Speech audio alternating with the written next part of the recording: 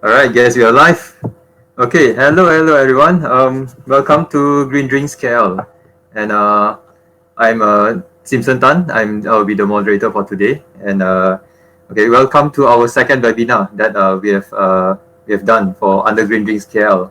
So our first webinar in the past, it was done what's it called? Uh, about COVID-19 versus the environment. So if you guys are what is it called? If you guys are interested, you can check it out in our Facebook and also in YouTube. We have uploaded in YouTube. Just search for Green Drinks KL.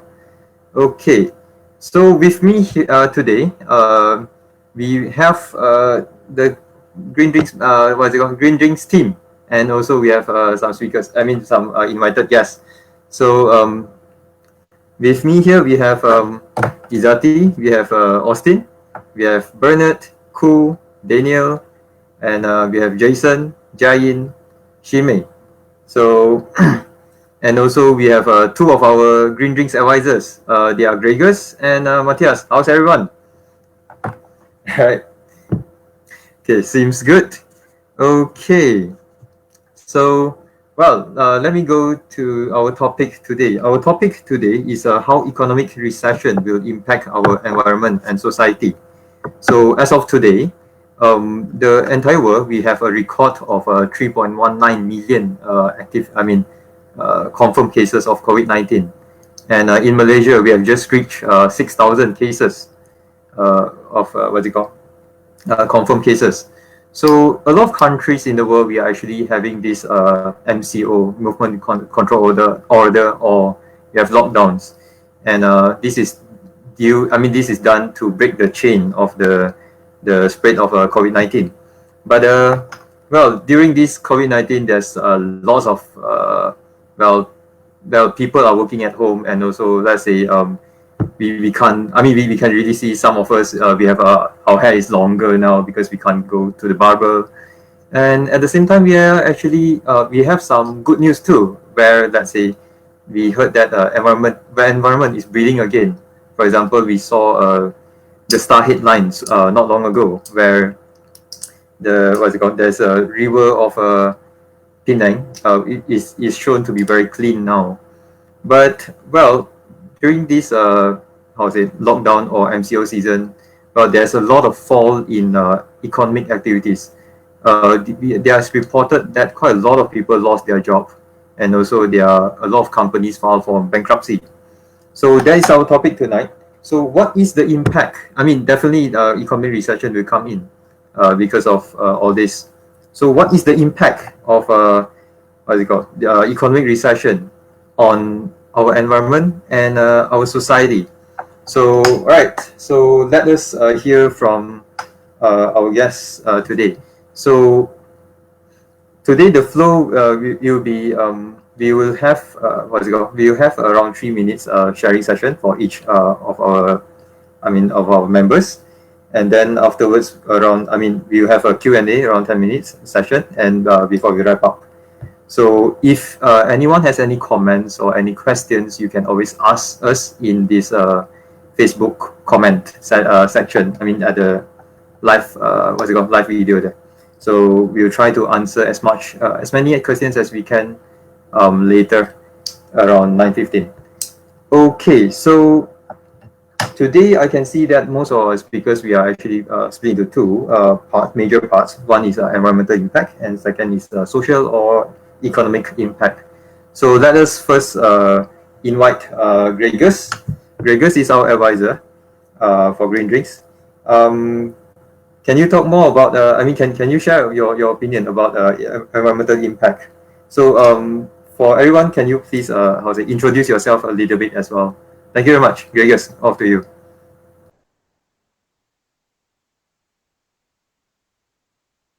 Gregors, you might want to unmute your mic.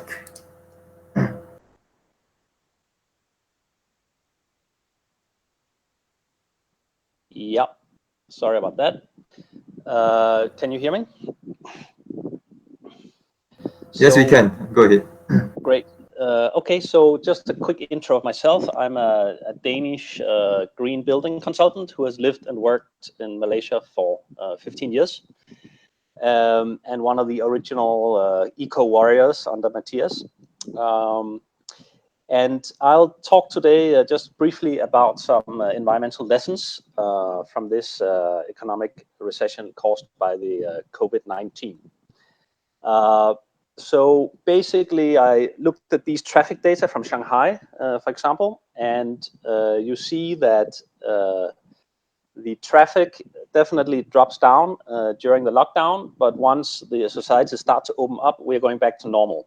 So the economic recession will have a temporary positive effect on the environment, but I'm afraid that the priority will be to get back to normal, get the wheels of the economy turning, get the GDP up, and environmental concerns will be a secondary lesson or secondary priority. So therefore, we really have to take some lessons from this special situation we are in. So I quite like this cartoon where it makes an analogy to a boxing match. So it's basically Earth versus the COVID-19. And being Earth, when you go into a boxing match, it's very important to study your opponent, and we definitely did that. There was a lot of studies about these pandemics that might be coming up, and we knew that we were ill-prepared. So did we actually prepare for the fight? No, we didn't, and that's why we are in such dire straits at the moment. We didn't heed the warnings. So the question is, are there any other boxing matches coming up in the future that we know about? And yes, there is. The next opponent is called climate change. And did we study this opponent? Yes, we did. We have been warned about climate change for decades. But did we prepare for this boxing fight? No, we didn't. Once again, we are very ill prepared. And this time the opponent is much stronger and it will be a real knockout. So there's a very high cost for not preparing for these kind of recessions or other crises. And the case in point is, for example, the United States versus South Korea for the COVID. They had this on the same date, they had the first confirmed cases. South Korea took quick action, the United States didn't. And you can see the death rate is just much, much higher for the United States. And they had to close down their society in a lockdown with huge economic consequences, where South Korea did not. So what's the cost of not preparing for climate change? And here I'm just comparing COVID-19 and climate change. So in terms of a worst case scenario for COVID-19, only about 0.5% of the population will pass away. So even though that's quite terrible, on the big scale of things, it's not a lot. But for climate change, this is not a confirmed figure because there's a lot of uncertainty, but the carrying capacity of Earth will probably drop to less than half of what it is today. So this should be taken very seriously. So I think the lessons that we can learn is that there's a very high cost for not preparing. And therefore, going ahead, we really have to go for prevention. The prevention of crisis should be based on sound scientific advice. That's by far the cheapest and the best way forward. And I think what's interesting from the COVID is that it has shown that we can really mobilize globally to tackle a crisis. About half of the world is in some kind of lockdown at the moment. So we actually can do it and really act. So since the big boxing match coming up is climate change, I think it's time to maybe talk a little bit more about that. And as a sort of closing point, we always say that we're living in the information age because we have so much information. So my plea is that we should enter the new age, which I call act on information age. So going forward, let's act on information and avoid all these terrible recessions. Thanks. All right, thank you, Gregors. I actually very like that you mentioned about yes, through this COVID-19 we can't mobilize globally and we can do it. Wow, that's interesting. All right, thank you, Gregors. All right, next up, can we have Jain? Jain, would you like to share about your design?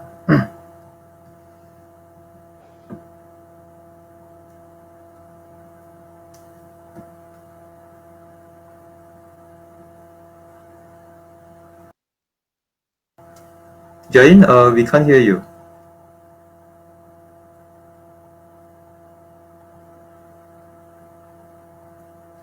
Hi, Jain, we can't hear you.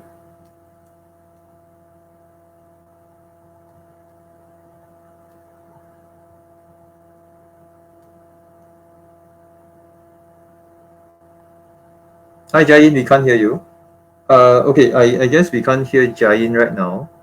Okay, perhaps Jain will share later.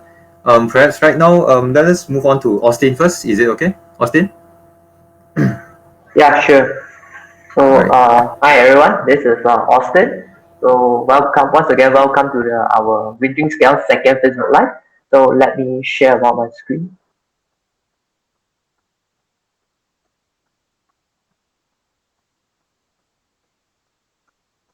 Yep. So today I'll cover a bit on the energy sector. So how will economic recession impact our energy sector? So what was the first thing come to your mind when you talk about the economic recession? Of course, it's concern about the economic growth. So GDP can be used as an indicator to indicate the economic growth. So this is the GDP growth, yeah, in the past, like the lowest here will be the our Asia financial crisis during 1997. It was caused by the financial collapse of Thai baht, because it's for forced to flow and to lack of support from other countries to of its currency pegged to the USD. So leading to devaluation and rapid spread to the economic slowdown to Asian countries. So it's a bit worry that it caused people to worry that when IMF, the International Monetary Fund, say that it would be the worst economic downturn since the Great Depression in 1930s. So what will be our Malaysia GDP? Yep. So according to Bank Negara Malaysia, our GDP in 2020 quarter one will be projected between negative 2% at its worst and positive 0.5% at its best. So it's mainly due to the unprecedented COVID-19 pandemic, and apart from the pandemic, it's also caused by the sharp decline in crude oil prices and the supply disruption in commodity sectors. So our oil palm production also affected by the severe dry condition since during last year. And also our crude oil and natural gas production will be also affected by the maintenance works, and to that extent, it will reduce the operating capacity due to the FCO. So from this, fossil fuel or renewable energy. So of course, at this moment, people will choose renewable energy because due to the vulnerability of the fuel price. And since oil crash, it makes the coal becomes the world's most expensive fossil fuel, and it would affect most of the fossil fuel depending countries, but maybe not so in huge impact to Sweden and Austria, because since like last week, 2 weeks ago, Sweden and Austria closes the last coal fire plant in the same week. So we have posted it in our Instagram account. So if you wanted to know more, you can follow us on our Instagram. So this is the energy transition from most of the big oil and gas companies. So we can see here, this is like we have biomass, wind, and solar. So like Shell, BP, Repsol, and Chevron, all these, they are moving towards the renewable energy. Is this a revolution of renewable energy? We'll see. Or maybe it's a glimpse of a revolution. So impacts of the economic slowdown on energy sector. So we will expect first thing will be the low prices and cash flow. It will cause cutback in capital spending on exploration, project delays and cancellation, like those auctions that happen like within this week. Portugal, Brazil, Asia, and India. Second thing, we will expect financing difficulties and weak demand due to the COVID-19. We have dropped the global electricity demand. It causes the reduction of immediate needs for new capacity addition, and it is also retract previous financing condition. According to the leading solar analysts, they have actually revised the solar forecast for 2020. So from here, so the analyst was BNDF, ISS, and Wood Mackenzie. So they have actually revised their expectation, and the highest reduction is 22.89%. So for the case of sustainable financing, so as far as I know, CIMB actually the sustainable banking products such as green bonds, renewable energy financing, they also have a preferential rates for rebuilding and new hybrid cars. So I hope to see more sustainable products or more loan type from other banks as well to boost up our economy. So revolution of renewable energy, despite the all the set cases that the project cancellation, project delays that I mentioned just now, there are also a lot of renewable energy plan came up during this lockdown, like Greece, Hungary, Switzerland, Vietnam, UK, Ireland, and actually there are more.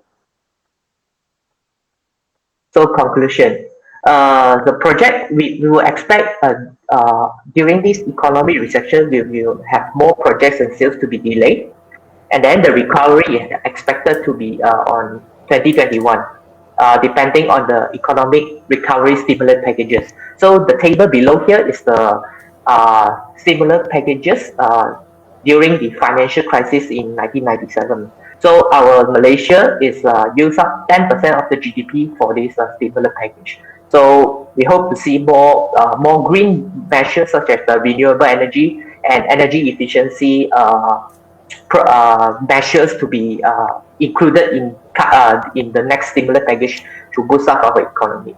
Yeah, thank you. All right, thank you, Austin. Quite a technical sharing. Thank you very much. Yep. Okay. Right. Let's go to Jain. Can we try again? Jain? We still can't hear Jain. Jain? Okay, let's move on. Jain, can you try? Okay, all right, we can't. Unfortunately, Jain can't. We can't hear from Jain. Okay, let's move on to Daniel. Daniel has one pretty interesting thing to share. All right, Daniel. Yeah, hi, I'm Daniel. So I'm going to share the screen to my slide.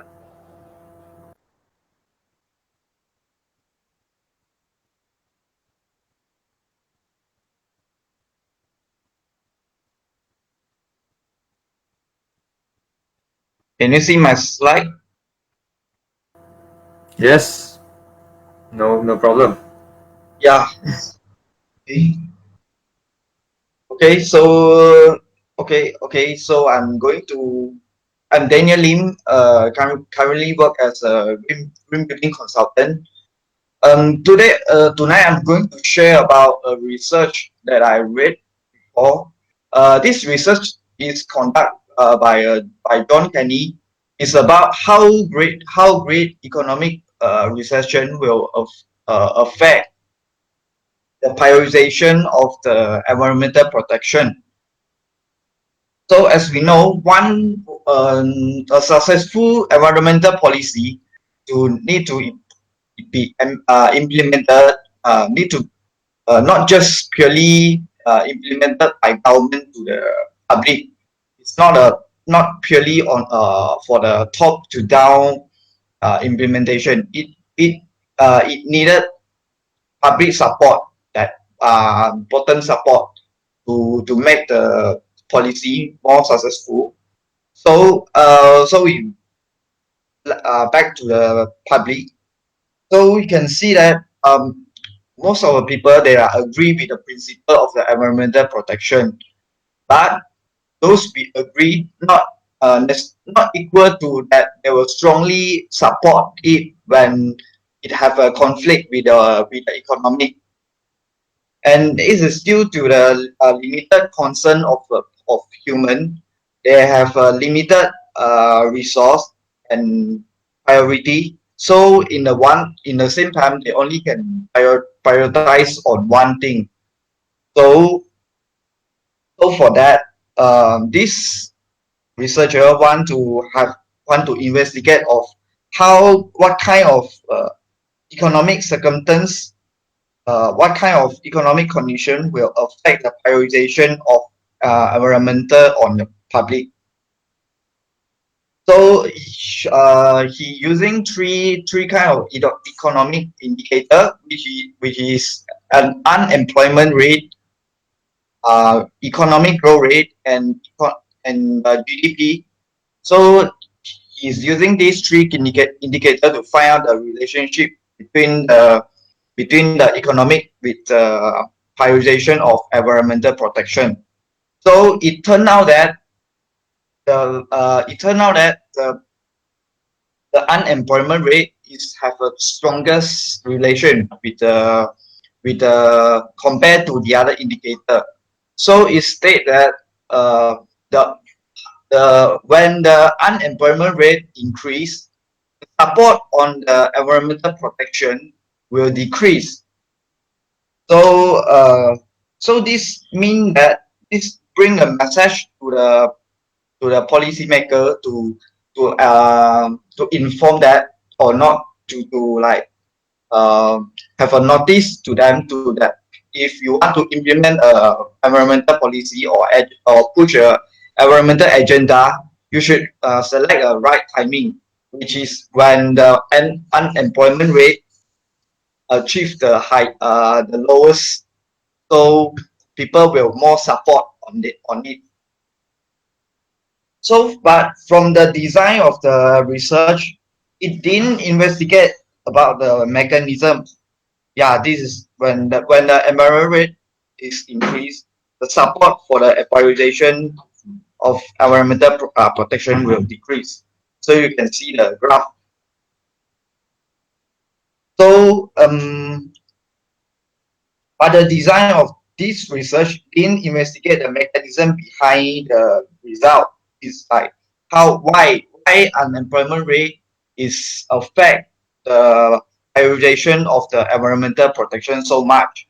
So I have come up of my own explanation.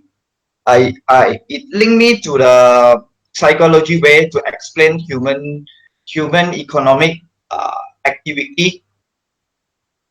So this is a hierarchy of need that is a psychology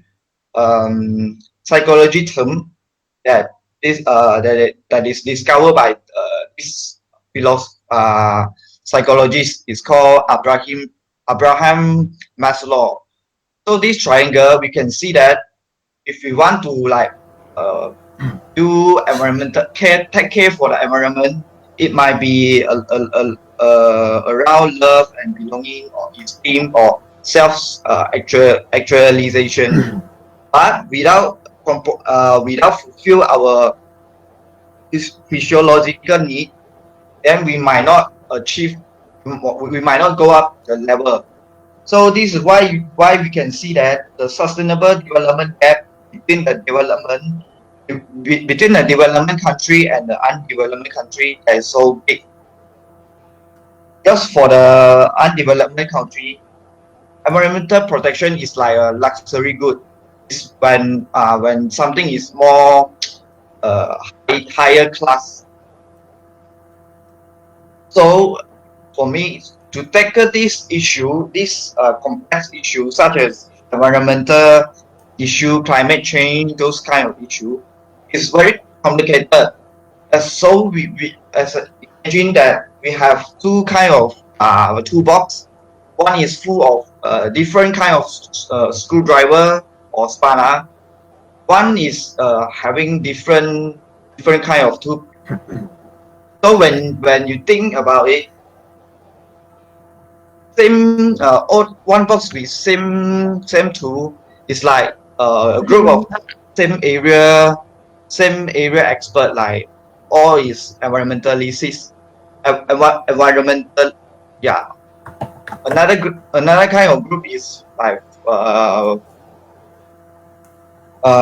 is formed by like expert from economic, expert from politics, expert from all the scientists, all the things.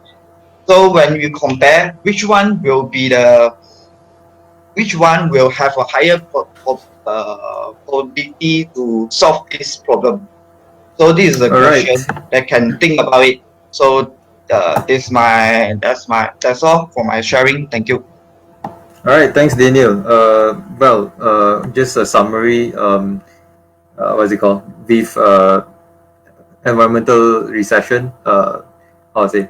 Environment. Economic recession. These environmental things will be putting as a less priority rather than survival based on the Maslow hierarchy of needs. Right. Thank you, Daniel. Okay. Jain, back to you.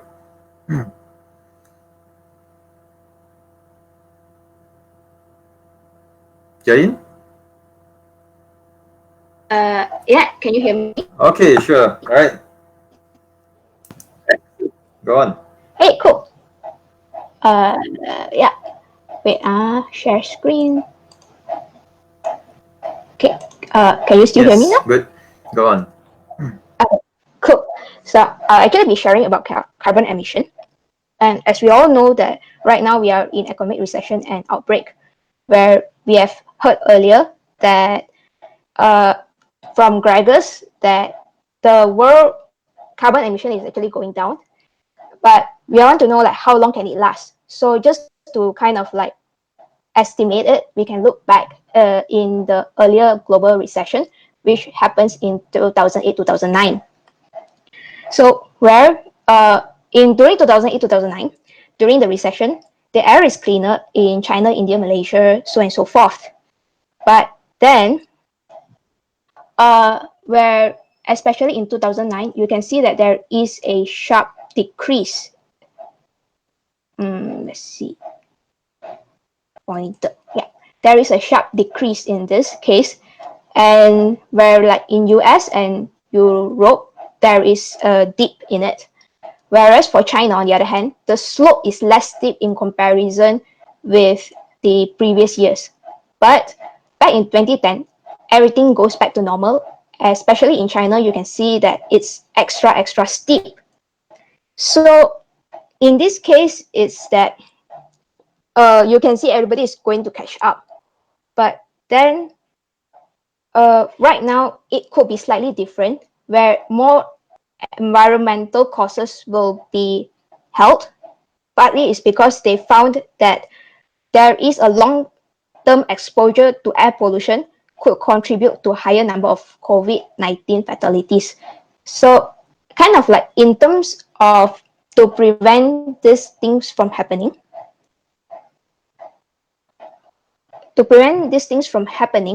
the global leaders need to think about ways of tackling climate change so that to prevent any further major outbreak that causes higher fatalities. So for our part, we can do is like try to walk more or like take bicycle or even just carpooling, taking public transports. Okay, it seems like That's all. Jain. Right, thanks, Jain. Seems like Jain has tell us debunk the myth whether this current drop in carbon emission is it going to last or is it going to rebound? Seems like the previous history data shows that you rebound by a lot more. Well, that's that. Anyway, let's move on to Izati. Okay, hi everyone, I'm Izati. So I want to share my screen now.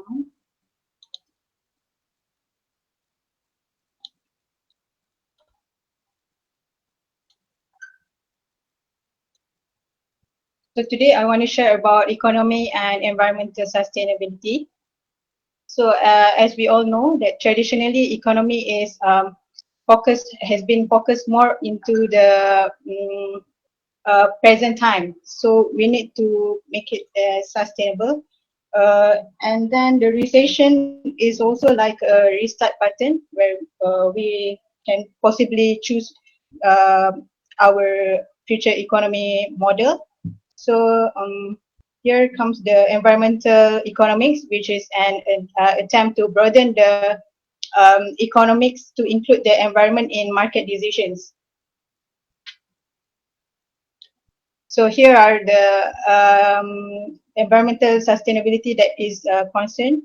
So first one is the intergenerational decisions, which is to make economic decisions based on long-term consequences. Before making the before we make the business, we need to think about the long-term effects if something happened like this pandemics. So the next one is to target welfare, not GDP. GDP is basically to measure a country's income. So here we need to replace GDP. GDP is not a holistic measure, so we need to replace GDP with genuine progress indicator, which is also to include like pollution and also health, education, and resource depletion into the measure. So that it will be a holistic measure. And then the next one is to avoid excess pollution, because when we produce much more pollution, it will definitely cause damage to our economy, like spending more money to make things better. And then the next one, we have to protect the health of ecosystem by to meet future economic and social needs. For example, food security. We need to ensure that the food can be is able to everyone, and to also to prevent from food crisis to happen in the future. And the last one is to shift to renewable resources. Like Austin mentioned before, it is a great step to move to renewable resources, as the fossil fuels now is not fossil fuel prices is now floating and not stable. So the next one is the policies that can be implemented to promote environmental sustainability after the recession. So the first one is carbon tax. Carbon tax is basically when the government imposed like a limit for the industries to emit the carbon emission for carbon emissions. But if the industry exceed the limit, then they will be taxed by the government. And then the next one is the cap and trade. It's almost similar to carbon tax, where the government will set the cap or the limit to the industries, and they will provide the credits. They will be that the industry will buy. So basically, this one, if the industry exceeded the limit for the cap for the any harmful substances, then they have to buy more credits.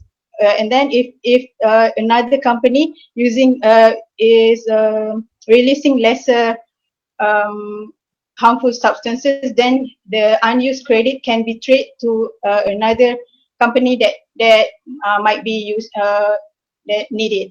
So the next one is to government can give subsidies for sustainable environmental practices, such as to give subsidies to in investments in renewable energy efficiency, or public transport, and make us less dependent to the fossil fuels, such as coal and fossil fuels. And then the next one is to take into account environmental degradation in cost-benefit analysis of decision making.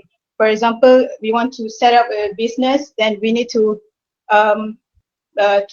also consider how much pollution, for example, how much pollution that the company will do, water pollution or air pollution, and then how we want to mitigate it and to find solutions how to reduce the pollutions or any other environmental consequences from the business. Okay, that's all from me. Thank you. All right, thank you, Izati. All right, thanks, Izati. I mean, she has touched on quite a lot of policies and what we can do for mitigation purposes. Okay, for anyone who have just joined us, we are Green Drinks KL, and we we are actually an informal networking session. So what happened is, I mean, throughout this COVID-19 period, we couldn't do a physical meeting.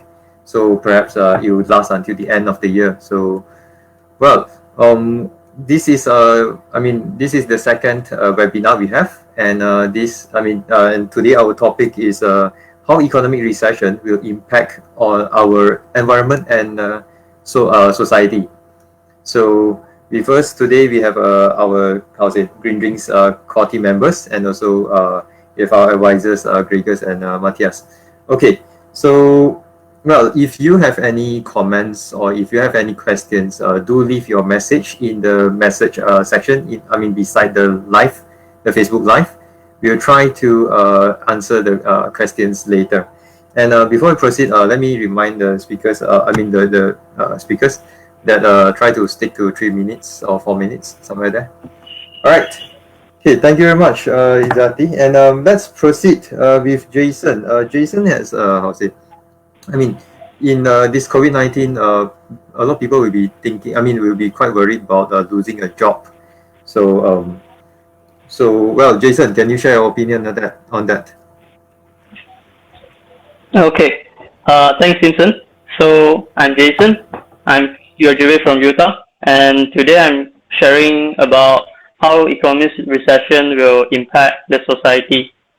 So, I would like to emphasize more in employee situation. And as for now, NCO is locking down us because we want to stop the virus spreading. And so the servicing business such as the photography and catering and barbershop and travel agency, they can't have business. So they lost customer, and some of their employee is going to be fired due to protecting the company capital.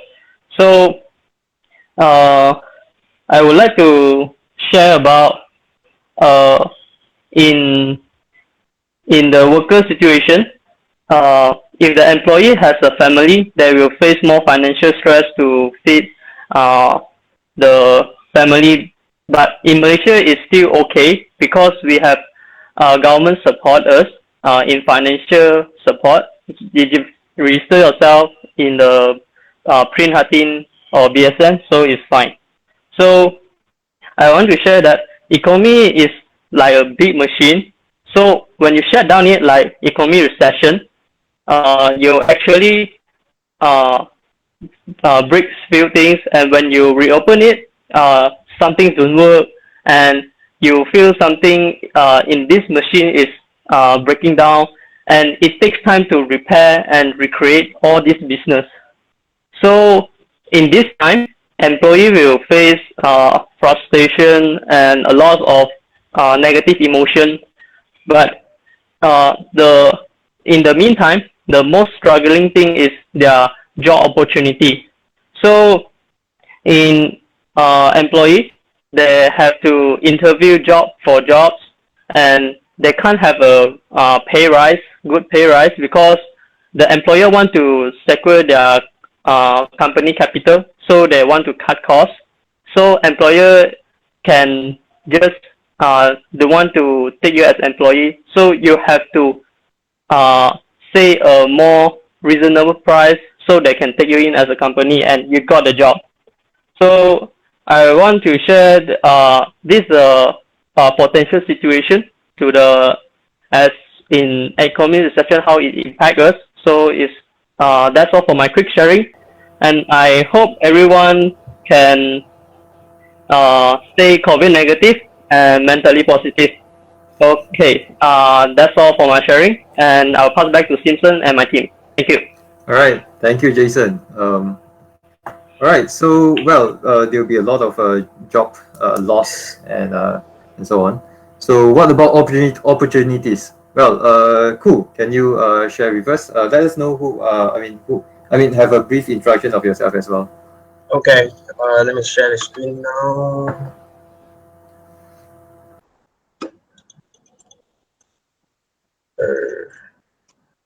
Is this sharing anything? No, not yet. Or wait, I think. Oh yeah, sorry.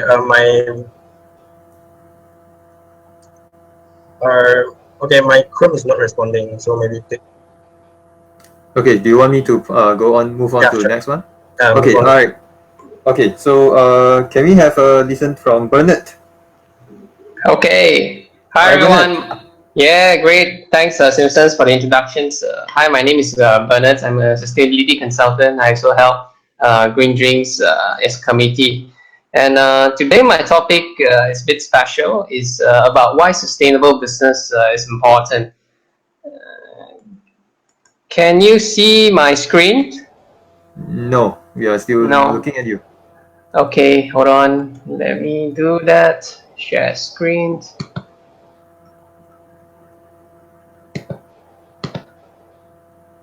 Okay. Not working. Yes, no? No, not working. You saw? Okay, now I'm looking at it. Yeah, okay. Yes, good. Yeah, this is my slide. And let me make it big slide. And we can see that the issues now is we have huge bubbles, economy bubbles, or we call it economy recessions. Bubbles of could be the stock markets was too much highly manipulated. A lot of speculations being happens on property as well. A lot of job unemployments, business bankruptcy, and so forth. And I claim all these issues as a bubble. So in the bubbles, you have the economy recessions, and now we have the coronavirus, which is the COVID-19, and there's a pin here. So coronavirus now is a pin for these huge economy bubbles that we are facing. And why sustainable business is important now I'll explain in the next slide.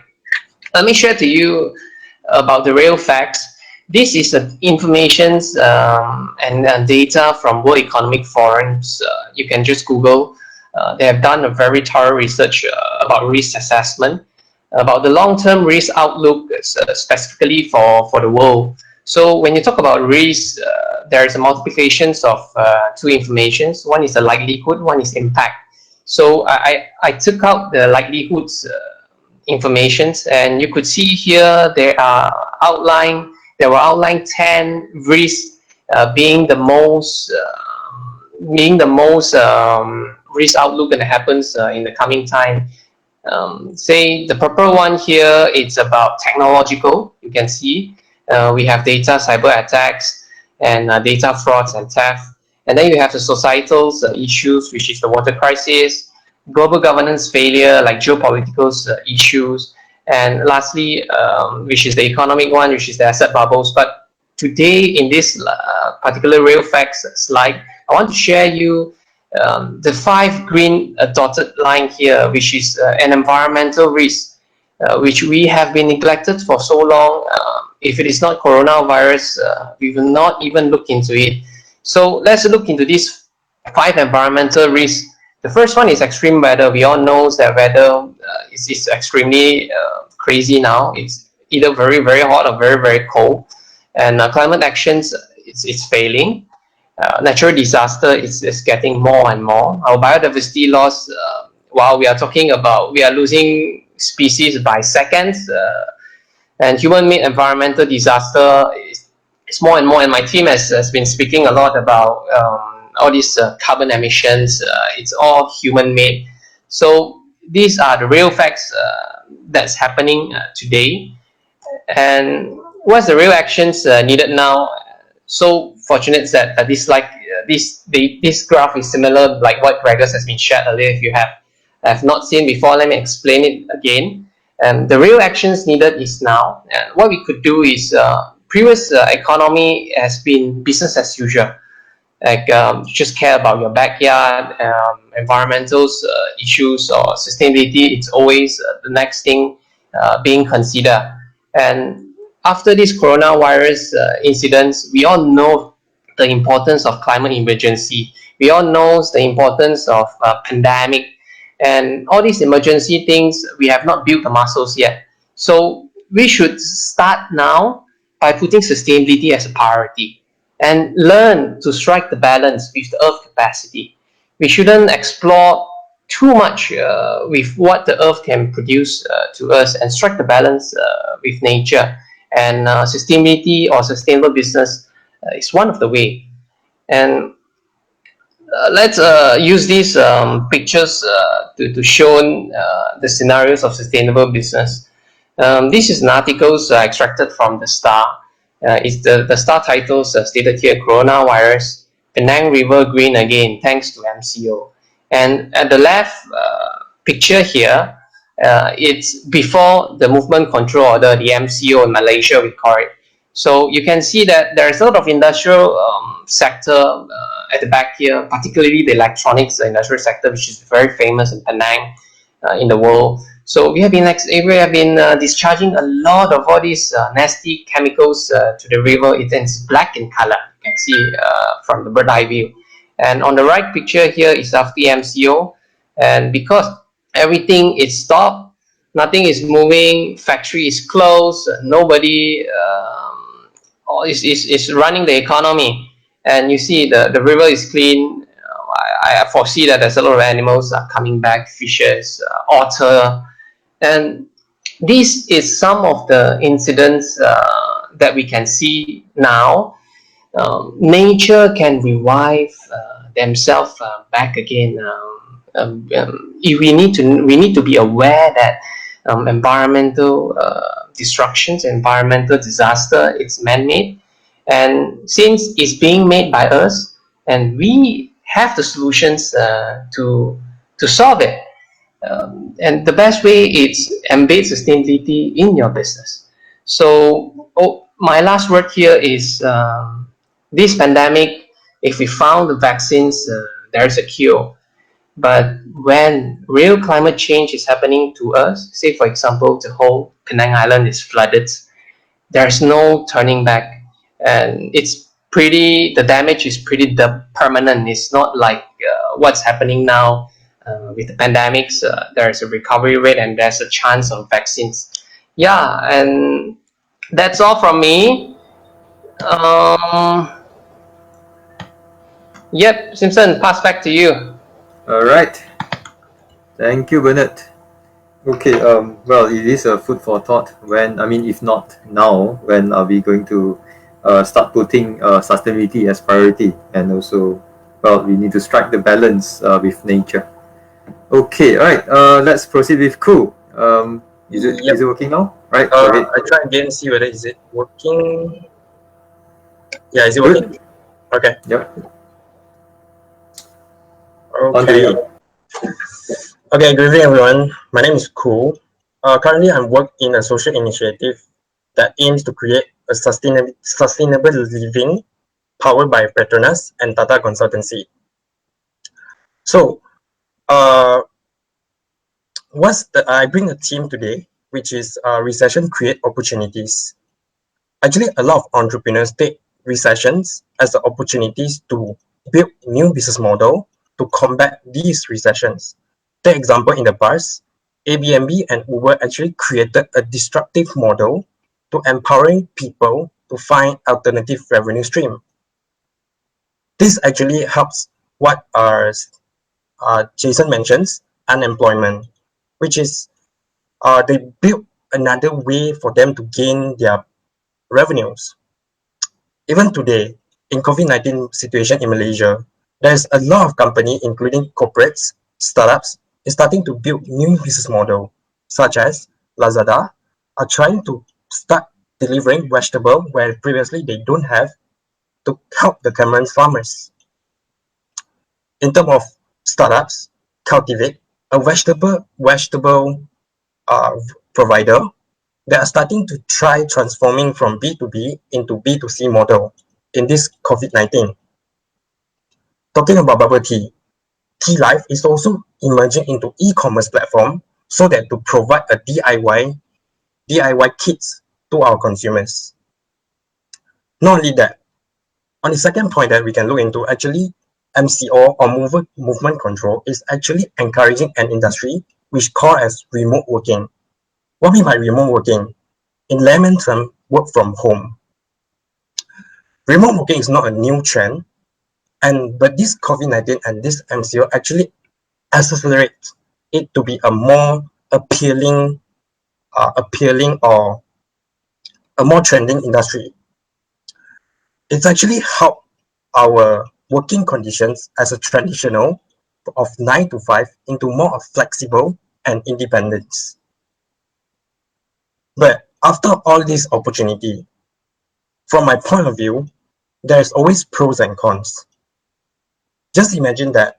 Have you guys ever thought what are the potential impact may be created towards our daily life? Undoubtedly, all this opportunity creates convenience to us.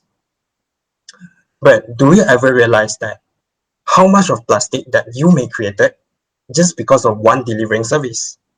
As for me myself, I buy vegetable online, and only one delivering, I actually created 6 plastic bags just for a research purpose. But linking to a social, saying that an e-commerce or a online service is more like creating or disconnecting people where we don't need to go outside to face people face to face. This is further by the work from home conditions, where it's actually discouraging our human interactions between peoples. As for me, that is the real social distancing. Not only that, it's also creating a mental health issue during work from home. Why? Working from home is, yes, they are pushing us towards a flexible and independent working conditions, but it's also at the same time increasing our workloads and the time in working. In short, opportunity created convenience to us in these recessions, but we should take into account what are the potential impact may create it. I would love to end my sharing today with a question. Is this opportunity good for us? Yep, that's my sharing today. I'll pass back to Simpson. All right, thank you, Ku. Well, opportunities and the cons as well.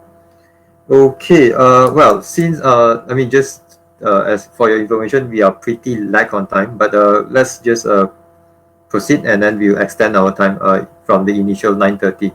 But okay, so well, in this COVID-19, there's a lot of impacts onto the what's it called onto environment and also the socially.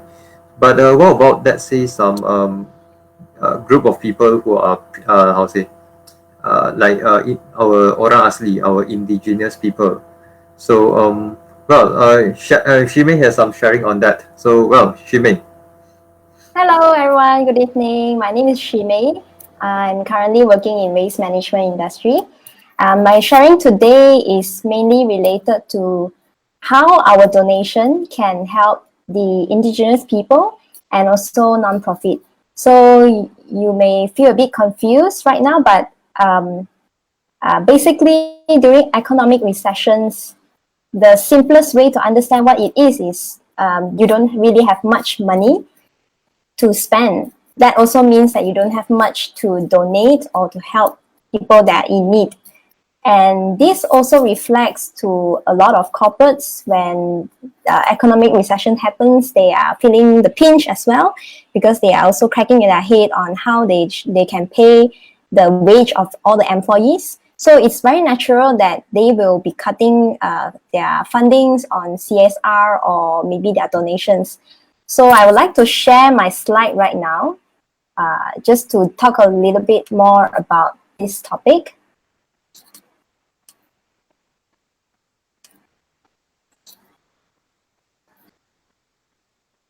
So basically, there's this graph that I found from Giving USA Foundation.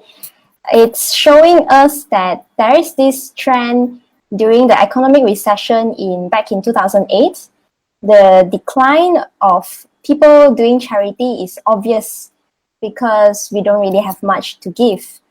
But having said that, it's also normal that when this happens, especially in our environmental and society ecosystem, the most affected one will be the non-profit, the NGOs, and this also will continuously impact their conservation efforts.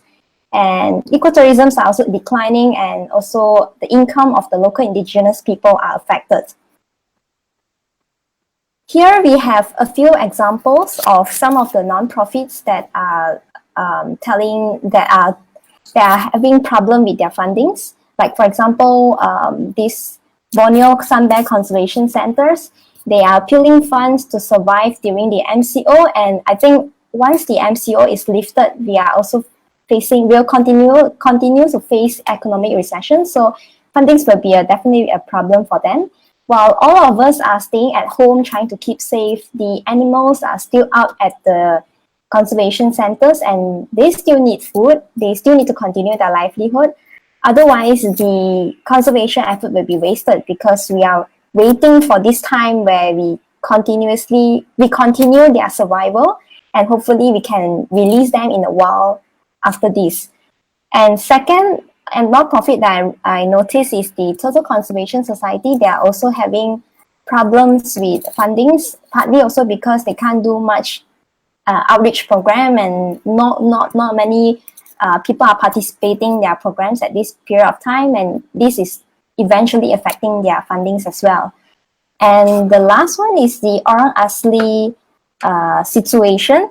During the movement control orders, they are in dire need for food supply because they are a very marginalized community where they rely a lot on selling their crops, which is not a large scale one. Normally, it's just whatever they can plant at their village. And because of the MCO situation, they can't be going out to sell it, and no one can be coming in to buy it from them. So obviously their incomes is affected.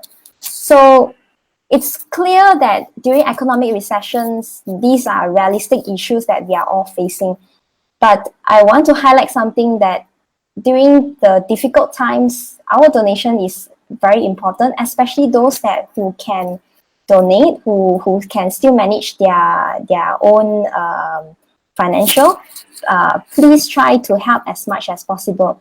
And I would like to share one very good example here, where there are a few non-profits that join hands together, such as the Raleigh organization, COAC, and also Impian Sarawak. They have come together to organize a donation drive to get support from people, mostly from the urbanites, to actually donate to help them to get food, to buy food for the Orang Asli communities. And this is actually a stopgap effort because you can see here at the bottom here, Jakwa struggling to deliver aid to Orang Asli during MCO. This Jakwa is actually the Orang Asli development department in Malaysia, where they are responsible to help take care of the welfare of the Orang Asli. But because of this sudden MCO implementation, they are also having difficulty to reach to Orang Asli village that is in a very secluded place. So the NGOs are doing a very good job at this point of time, to actually collaborate and gather help and fundings from people. And we have a very good successful achievement here where they managed to raise over 300,000 ringgit in just a short period of time, and they have managed to impact a lot of Orang Asli families. So in time like this, I would really just want to reiterate that donation is important, philanthropic activity is important. Just do as little as you can, and because this will definitely make a difference. Yeah. All right. Okay, thank you, Shimei. Yes, NGOs and Orang Asli, they might be the person who will be affected the most. So, well, and also at the same time, I believe, let's say, research activities, all those will be affected as well. So this will be the one of the first things that's going to be impacted. So let's move on to Matthias. Well, Matthias has a very interesting topic. I mean, is this economic recession, is it a crisis or is it an opportunity? Well, over to you, Matthias. Yeah, hi everybody. Good to see you, and thanks for all the great work you guys are doing. I must admit, you are very sophisticated, loads of research. I don't feel like the advisor, I feel like the student here. And I was told by Bernard 3 minutes and 1 slide. So I've come up with something very simple. I hope we can see it here. I don't think, let me just try and get into it. I'm just trying to. Can you see my slide now, guys? No, we can't. No? Okay, then I will just talk about it. It's very simple. Crisis or opportunity. Sure. Can we continue like before? Definitely no. That is one of the major lessons. We need to make a change. Will we learn from our past mistakes in terms of, maybe the source of the coronavirus is the disconnection between humanity and nature, and actually taking nature's self-healing ability with some of the viruses away, and having installed too much animal farming. Will we learn from those past mistakes? Hopefully. The experience of the impact that we are being hit with now might actually wake us up. Climate change is a very kind of, the water is getting hot slowly and the frog doesn't jump out. Now suddenly we've been hit with something extremely hot water, and people are realizing when you let the impact hit you, it's too late. Now, one of the good news is even though I think Daniel was it who said earlier on, in crisis with high unemployment, people don't want to go green anymore. Europe and Korea has just been reconfirming that the Green Deal is on, and it should actually be the path of recovery, that we put environmental sustainability issue at the center and let some of the old industries that are polluting not get support, because we shouldn't subsidize with taxpayers' money businesses that destroy the planet. The economic slowdown has a bright side. Less can be more. Not the fact that people are suffering, but sometimes that we can learn through the crisis that actually simplicity, staying at home all the time, can have its beautiful sides, both in terms of time with the family, and you don't need all these things that you normally would buy when you have the chance to get out there into the malls. A massive process of decarbonization has started. We have all of our meetings not by traveling to locations, but by using online connectivity.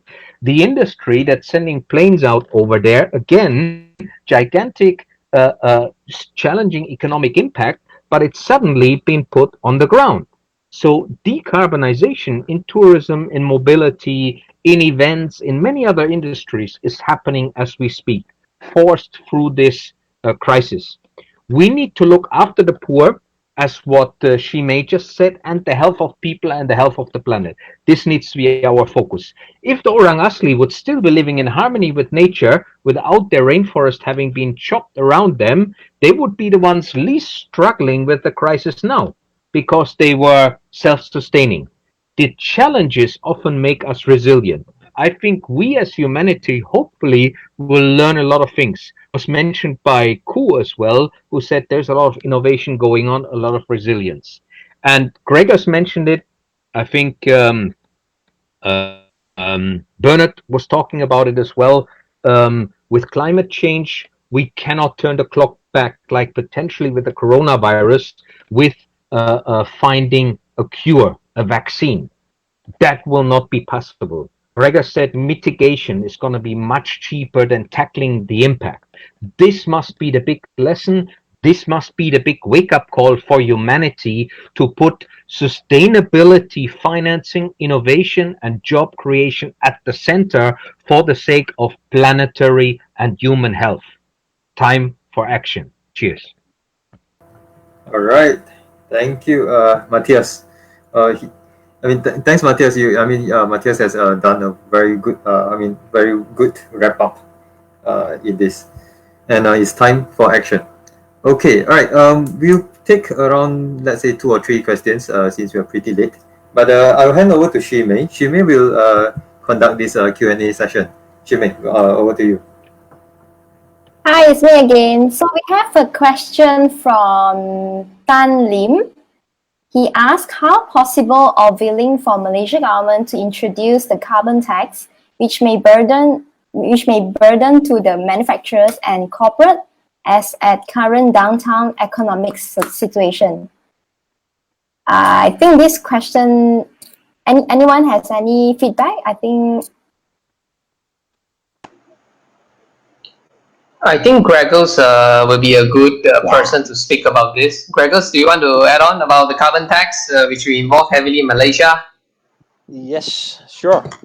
Well, I think there's actually already a very thorough study done on the carbon taxation for Malaysia and what impact it will have on different segments of the population. This was done by a think tank up in Penang and published in November of last year. Basically, it will not have a very big impact on most people. And if this paper argues that you do some differentiated carbon taxation, or rather that you give rebates to the segment of the population that is least rich, the B40, so the 40% lowest income in Malaysia. So to them, it will actually be a net benefit because they get these discounts and so they get more discount than they have to pay in carbon tax. So this is entirely possible, and we really should be doing carbon taxation. That's the way forward. all right, cool. So basically, carbon taxations may help, will definitely help the corporate instead, actually, because it will help them to reduce some costs. So the next question that we have here from Sam Leong. Hi there, may I know, is this a good chance for starting a new business during the economic recession, or we have to conserve and start when it gets better? Is entrepreneurship more risky? I think Bernard is the best person to understand to answer this, since he runs his own business right now. Okay. Thanks, Shimei, for the questions, and thanks, Sam Leong, for questioning us about entrepreneurships. My name is Bernard. Maybe let me explain, maybe answers to you, because I think you written 3 questions here. The first one, you say, may I know, is this a good chance to starting a new business during the economy recessions? I think yes.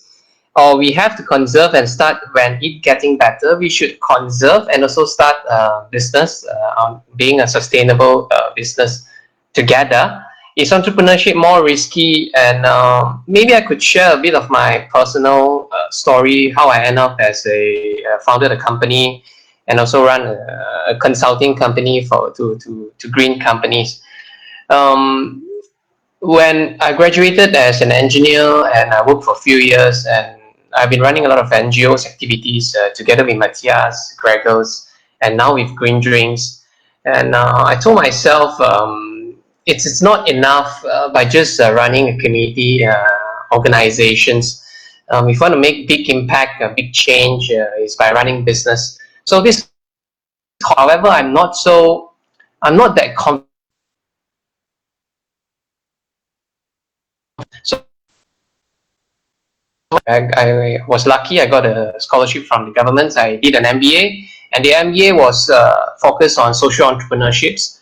And I was so determined about it. I learned about how monetary system works, how economy works, and how it will relate to sustainability, which is the passions that I wanted to do. So my idea to you, my answers to you is, if you are passionate to it and you have these callings, you know what you want to do, just go for it, because entrepreneurship is a journey. It's not easy. There is so much of issues. Even a small, not enough paper in your office is a problem for you. So if you think you are ready, you have the energy to move on with this life, go for it. I think entrepreneurship is extremely relevant now. It's even more relevant because we need change now, and entrepreneurship is one of the best way. And if you need further, if you want to chat more about it, you can text me. I'm on Facebook, and we can talk about it someday. And thanks for your questions. Shimei, back to you. I would like to chip in on that question as well, if that's okay with you guys. Sure. Basically, entrepreneurship is about providing a solution for a problem that nobody else is delivering. We have got more problems than ever before. You start a new business, you don't have infrastructure cost that is burdening you. You can start from scratch and find the best possible way of delivering that solution in the least costly manner. And we have a lot of internet-based ways now, and systems-based ways, and artificial intelligence, IoT. There's a whole revolution going on. No better time ever than now to start a business. You just need to be clear on what you're doing, what problem you are solving, who is going to pay for it, and what team you need. Most likely, you alone cannot deliver all. When I started my first business, I had this guy approach me who saw me give a talk, and he said, your sales pitch sucked. And I had to 100% agree with him, because I sold nothing on the day. But he told me, for you to get all these big companies to this godforsaken place to listen to you, that's amazing.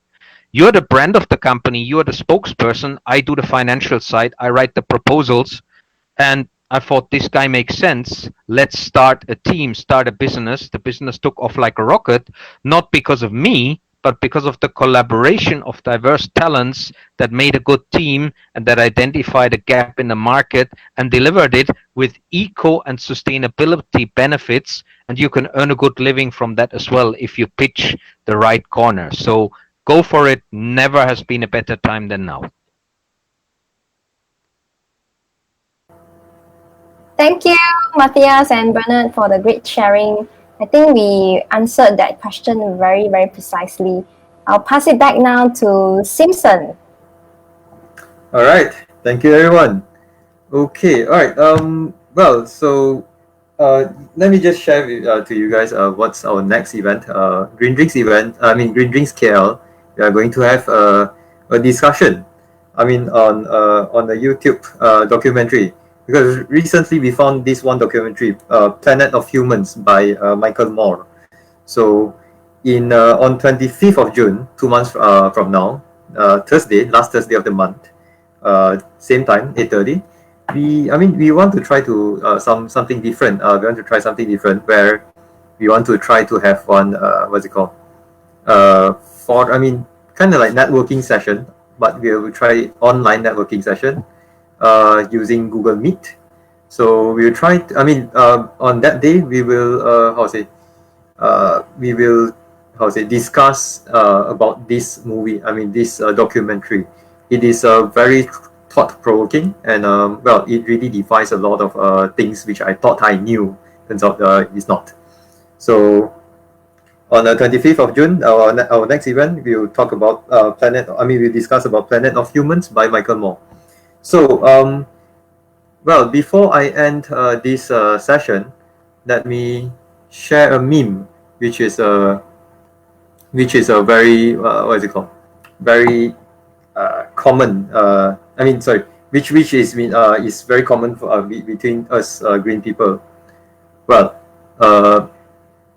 Currently we are facing COVID-19, but what about the upcoming economic crisis is quite another shock, but a bigger shock will be climate change.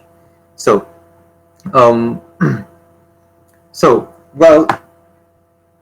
COVID-19 is actually a very good lesson for. I believe to conclude, COVID-19 is a very good lesson for all of us. Everyone can actually. In a global scale, everyone can actually do something to tackle COVID-19. So what about why not this one, climate change? As Gregers has mentioned, there is a very high cost for not preparing, and then as Matthias, I would like to conclude it with Matthias' quote. Well, it is time to take action. Oh, thank you, everyone. Thanks, everyone. And that's the end of it. Thank you.